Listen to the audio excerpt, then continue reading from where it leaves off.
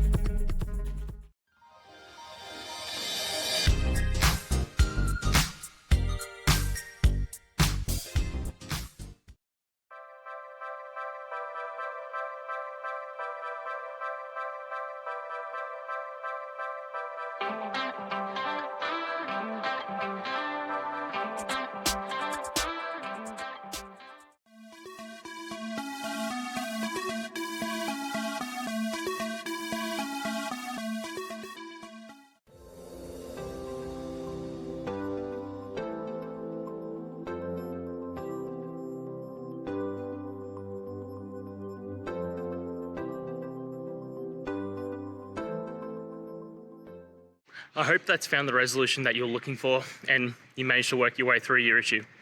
Please, if it did help, hit subscribe. I'd really appreciate it. And until the next technical time you need help, have a good one.